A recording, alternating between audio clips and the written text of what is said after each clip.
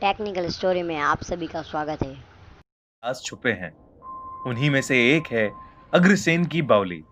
103 सीढ़ी गहरा इंडिया का सबसे मशहूर कुआं, जहां कई सालों पहले पानी को स्टोर किया जाता था। पर अब ये जगह सूखी पड़ गई है और चमगादड़ों और कबूतरों का घर बन चुकी है। आमिर खान की फिल्म पीके की शूट के बाद ये जगह काफी पॉपुलर हो गई और काफी टूरिस्ट्स बावली देखने जाते हैं। हालांकि कई लोग ऐसे भी हैं जो अग्रसेन की बावली को हॉन्टेड मानते हैं और यहाँ जाने की सलाह किसी को नहीं देते। उन्हीं में से एक है आकाश, जो एक बॉलीवुड फिल्म की प्रोडक्शन संभाल रहा था और शूट से पहले ये जगह देखने आया था। क्योंकि 6 बजे ये जगह पब्लिक के लिए बंद हो जाती है, आकाश दिल्ली अथॉरिटीज की स्पेशल परमिशन लेकर 2003 की एक रात अपने एक कैमरामैन के साथ इस जगह का मुआयना करने यहाँ आया। अग्रसेन की बावली में एक अजीब सी शांति थी और दूर दूर तक वहां कोई नहीं था। पत्थर की दीवारों से गूंजती हुई चमगादड़ों की आवाज इस जगह को और डरावना बना रही थी। बावली के निचले हिस्से में बहुत अंधेरा था, पर आकाश ने कैमरामैन को बोला कि शूट के लिए जरूरी है कि हर एंगल से उस बावली की फोटो ली जाए, और इसीलिए उन दोनों ने बावली में और नीचे जाने का सोचा। जैसे जैसे वो सीढ़ियों से नीचे जा रहे थे, वैसे वैसे ठंड बढ़ती जा रही थी और बाहर की सारी आवाजें धीमी होती जा रही थीं। उनको बस उनके चलने की गूंज सुनाई दे रही थी। अचानक आकाश को लगा कि बावली के अंदर के झरोके से कोई एक साइड से दूसरी साइड भागा। उसे 1 सेकंड के लिए यह अजीब लगा, पर उसने सोचा कि शायद ये उसका वहम है, और वो अपने कैमरामैन को बिना कुछ बोले और नीचे उतरने लगा। एकदम नीचे पहुंचकर जब कैमरामैन बावली की अलग अलग फोटोज ले रहा था, तब अचानक एक फोटो खींचने पे उसे ऐसा लगा कि कोई भूतनी उसके सामने खड़ी है। उसके हाथ से कैमरा नीचे गिर गया और टूट गया। जब कैमरामैन ने आकाश को ये बात बताई, तब आकाश थोड़ा घबरा गया। उसे लगने लगा कि बावली में अब ज्यादा देर रुकना ठीक नहीं है, पर क्योंकि कैमरा टूट गया था तो उसने फोन में एक आध फोटोज लेकर वहां से जल्दी से निकलने का तय किया। जैसे ही उसने फोन का कैमरा ऑन किया, उसने कैमरे में एक चुड़ैल को देखा जो सीढ़ियों से अपने हाथों के बल उतर रही थी। ये देखकर वो सुन पड़ गया। कैमरामैन ने जब देखा कि आकाश का चेहरा पीला पड़ रहा है, वो तुरंत आकाश को लेके अग्रसेन की बावली से निकल गया। पूरी रात वो दोनों डर के मारे नहीं सोए। जब उन्होंने कैमरा ठीक कराया और उसके अंदर की फोटोज देखी, तो उन सारी फोटोज पर कुछ धुंधली सी परछाई थी। जब ये बात आकाश ने अपने प्रोडक्शन हेड को बताई, तब उसने आकाश की बात नहीं मानी और अपने दूसरे असिस्टेंट को फोटोज लाने भेज दिया, जिसके साथ ऐसा कुछ भी नहीं हुआ।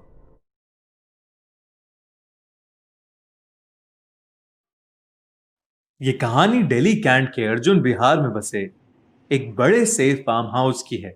लोग कहते हैं कि अर्जुन विहार कॉलोनी में घर बनने से पहले कब्रिस्तान हुआ करता था और कई लाशें आज भी उन घरों के नीचे दफन हैं।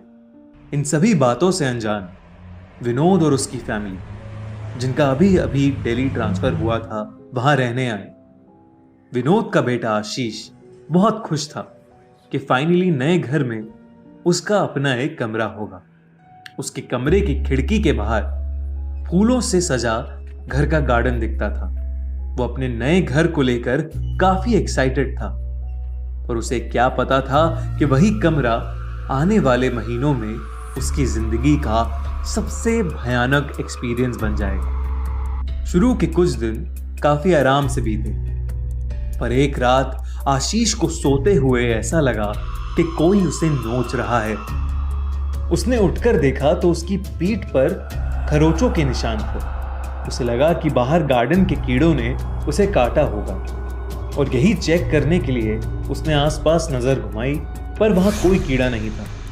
तभी उसकी नजर गार्डन में एक पेड़ पर गई, जिसकी परछाई के नीचे घास का एक तिनका भी नहीं था। उसे ये बात बहुत अजीब लगी, लेकिन उसने ज्यादा ध्यान नहीं दिया और वो वापस लेट गया। एक रोज आशीष के पेरेंट्स कुछ काम से बाहर गए हुए थे और वो घर पर अकेला था। वो अपने कमरे में बैठकर टीवी देख रहा था कि अचानक उसे किचन में बर्तनों के गिरने की आवाज आई। उसने जब अपने कमरे से देखा तो उसे किचन से हॉल की तरफ जाते हुए एक परछाई दिखी। आशीष जल्दी से उठकर बाहर गया, पर बाहर कोई नहीं था। जब वो वापस अपने कमरे में गया तो उसके रोंगटे खड़े हो गए। उसने देखा कि गार्डन के उस बड़े से पेड़ की टहनी पर एक लाश लटकी है जो पलक झपकते ही गायब हो गई। आशीष ये देखकर बहुत घबरा गया था। जैसे ही उसके पेरेंट्स वापस आए तो उसने उन्हें सब कुछ बताया, लेकिन अकेले में आशीष डर गया होगा, ये सोचकर उन्होंने ज्यादा ध्यान नहीं दिया। जैसे जैसे दिन बीतते गए वैसे वैसे आशीष की तबीयत खराब रहने लगी। कभी बहुत तेज बुखार तो कभी जोरों से ठंड लगना, ये सब आम बातें हो गई थी। आशीष की तबीयत डॉक्टर्स को दिखाकर भी सही नहीं हो रही थी। एक रात करीब 3 बजे विनोद के कमरे के दरवाजे पर जोर जोर से ठक ठक होने लगी। विनोद ने दरवाजा खोला तो वहां उनकी कामवाली मीना ताई खड़ी थी, जो उस घर में उनके साथ ही रहती थी। मीना ताई काफी घबराई हुई थी और उसने बताया कि किसी ने उसके रूम में आके उसका गला दबाने की कोशिश करी और उसे घर से दूर चले जाने के लिए चेतावनी भी दी। तभी आशीष के कमरे से जोर जोर से उसके चीखने की आवाज आने लगी। जब सब लोग वहां पहुंचे तो आशीष बहुत जोर से कुछ बड़बड़ा रहा था और अपने आप को बुरी तरह नोच रहा था। ये देख के उसकी मां उसे रोकने के लिए आगे बढ़ी तो वो बेहोश होकर गिर पड़ा। इस हादसे के बाद विनोद को ये यकीन हो गया कि उस घर में जरूर से कोई शैतानी आत्मा है। उन्होंने सुबह होते ही एक पंडित को बुलाया और पूरे घर का मुआयना कराया। पंडित ने बताया कि आशीष के बेड के नीचे एक आदमी की कब्र है और उसकी आत्मा को अभी तक शांति नहीं मिली। उस पंडित ने उसी दिन हवन किया और उस कमरे को बंद कर दिया। पंडित ने उस कमरे में जाने से सबको साफ साफ मना कर दिया। आशीष कुछ दिन अपने पेरेंट्स के साथ उन्हीं के कमरे में सोया और कुछ महीनों में आशीष की पूरी फैमिली ने वो घर छोड़ दिया। आशीष की हालत वो कमरा और घर छोड़ने के बाद काफी हद तक ठीक हो गई, लेकिन आज भी जब वो उस पेड़ पे लटकी लाश के बारे में सोचता है तो उसकी रूह कांप उठती है। ये कहानी 17 साल के जिगर नाम के एक लड़के के साथ हुए एक हादसे की है। बहुत मेहनतों के बाद जिगर का एडमिशन दिल्ली यूनिवर्सिटी के कॉलेज में हो गया था और वो बहुत खुश था। वो पहली बार अपने गांव से दिल्ली शहर में आया था और उसके लिए वहां सब कुछ नया नया था। जिगर अक्सर लाइब्रेरी में बैठा पढ़ता रहता था, पर एक दिन जब वो लाइब्रेरी की शेल्फ से एक किताब ले रहा था तब अचानक उसे शेल्फ की दूसरी ओर एक डरावना सा चेहरा दिखा, जिसे देखते ही वो चिल्ला उठा और उसके हाथ से वो किताब गिर गई। जिगर की चीख सुनकर एक लड़की उसके पास आई और उसने पूछा अगर वो ठीक है कि नहीं। जिगर ने जब पीछे मुड़कर देखा तो मानो उसकी सिट्टी पिट्टी गुम हो गई। वो लड़की बेहद सुंदर थी और जिगर उसको देखते ही मंत्रमुग्ध हो गया था। उस लड़की ने जिगर से फिर पूछा कि वो ठीक है कि नहीं। जिगर ने हाँ में अपनी गर्दन हिलाई और फिर उन दोनों की बातें शुरू हो गईं। वो दोनों रोज रोज लाइब्रेरी में मिलने लगे और एक दूसरे के साथ पढ़ने लगे।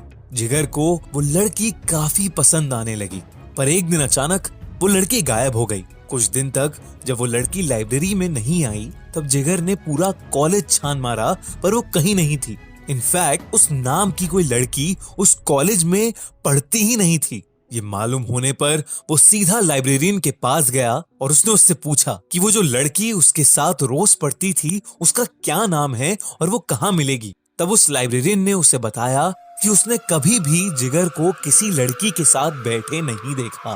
ये सुनकर जिगर के होश उड़ गए। तभी उसे उस लड़की की पुकार सुनाई दी, वो आवाज लाइब्रेरी के उसी कोने से आ रही थी जहां वो लड़की उसे पहली बार मिली थी। वहां वो लड़की शेल्फ की तरफ मुंह करके खड़ी थी। जिगर ने उससे पूछा, तुम कौन हो? उस लड़की ने कोई जवाब नहीं दिया। जिगर डरता हुआ उसके थोड़ा और पास गया और उसने पूछा, कौन हो तुम? तभी उस लड़की ने जिगर को पीछे मुड़कर देखा। वो चेहरा एक चुड़ैल का चेहरा था, जिसे देखते ही जिगर बेहोश हो गया। उस दिन के बाद से जिगर ने लाइब्रेरी जाना छोड़ दिया। उसे यकीन हो गया था कि उस लाइब्रेरी में उस लड़की का भूत है। उसने स्पेशल रिक्वेस्ट पर अपना कॉलेज तो चेंज करा लिया, पर उस लड़की के चेहरे को वो शायद ही कभी भूल पाएगा। आज जो कहानी मैं आपको बताने वाला हूँ वो मेरे दिल्ली में रह रहे एक अंकल के साथ हुई एक सच्ची घटना पर बेस्ड है। 2012 दिवाली के शुभ उत्सव पर मेरे अंकल सुनील के साथ कुछ ऐसा अशुभ हुआ जिसकी वजह से वो उस दिवाली को कभी याद नहीं रखना चाहते। पूरा दिल्ली दिवाली की रोशनी में चमक रहा था। सुनील ने भी अपने परिवार के साथ इस उत्सव को खूब जम के सेलिब्रेट किया, पर उनको ऑफिस के काम से अर्जेंटली अहमदाबाद जाना था और देर रात में 4 बजे की फ्लाइट बुक्ड थी। एयरपोर्ट पर जाने के लिए उनको दिल्ली कैंट रोड से जाना था। कहते हैं दिल्ली कैंट एरिया इंडिया की सबसे हॉन्टेड जगहों में से एक है, पर ना ही वो भानगढ़ की तरह कोई खंडर है और ना ही उस जगह का कोई डरावना इतिहास है, बल्कि ये एरिया शहर के बीचों बीच किसी भी आम कॉलोनी की तरह ही है। और तो और ये इंडियन आर्मी ऑफिशियल्स का घर भी है, पर फिर भी इस एरिया को काफी भयानक माना जाता है। सुनील को इसी एरिया से निकलकर एयरपोर्ट जाना था। ऊपर से दिवाली की रात अमावस की रात होती है और कहा जाता है कि इस रात भूत प्रेत की ताकत दुगनी हो जाती है।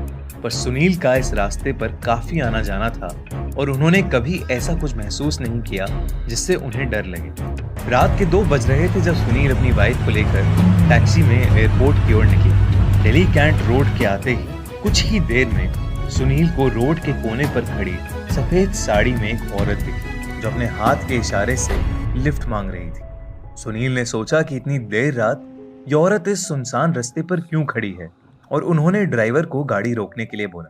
टैक्सी ड्राइवर ने औरत के पास जाकर गाड़ी रोकी और सुनील ने उससे बोला, हम एयरपोर्ट तक जा रहे हैं, आइए हम आपको छोड़ देते हैं। उस औरत ने कोई जवाब नहीं दिया। वो नीचे मुंह करके खड़ी थी और उसके खुले बालों से उसका पूरा चेहरा ढका हुआ था।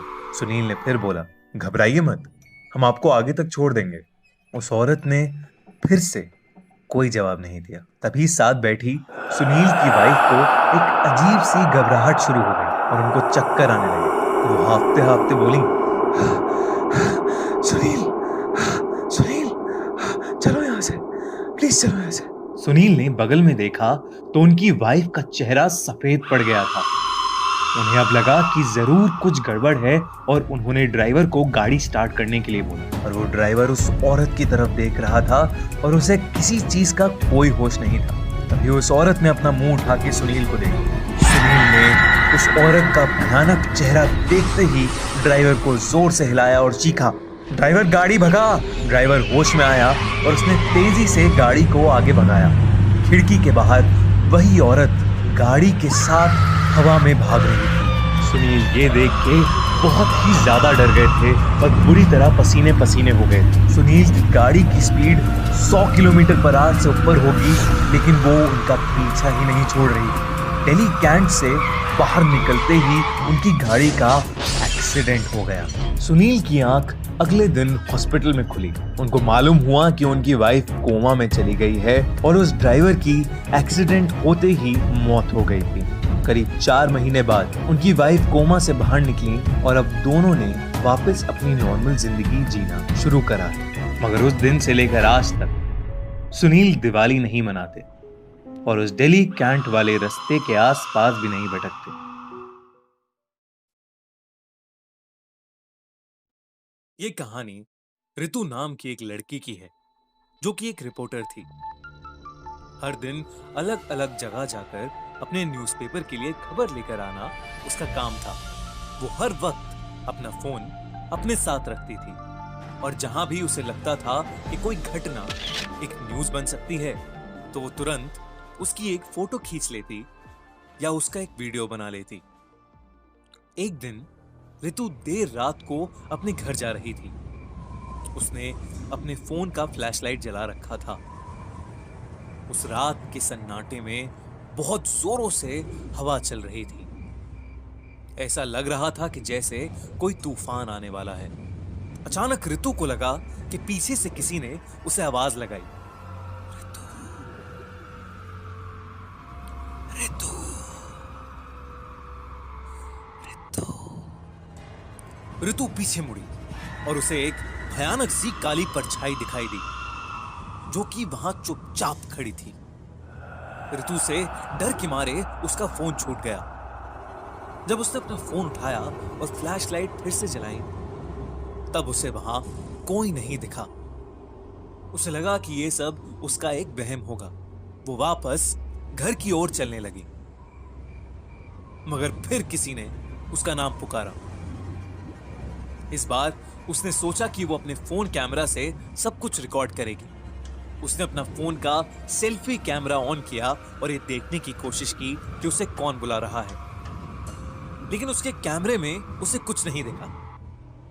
वो हिम्मत करके पीछे मुड़ी तो वहां अब भी कोई नहीं था। तभी अचानक उसके सामने वो काली परछाई उसके बेहद पास आके खड़ी हो गई। रितु समझ गई कि परछाई कोई आम आदमी नहीं बल्कि एक आत्मा है।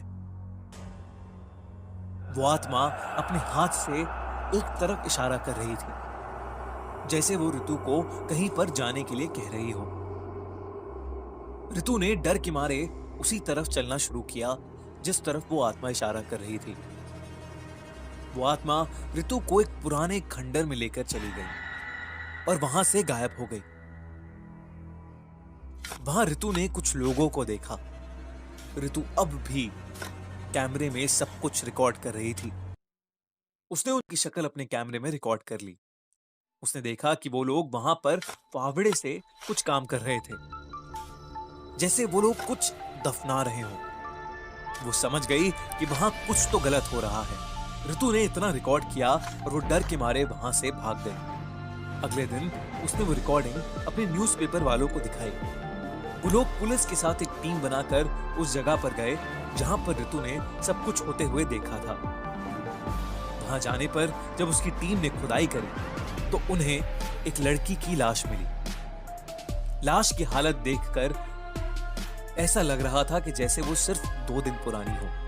उन लोगों ने तुरंत पोस्टमार्टम के लिए टीम को फोन लगाया और उस बॉडी को आइडेंटिफिकेशन और मौत की वजह पता लगाने के लिए भेज दिया।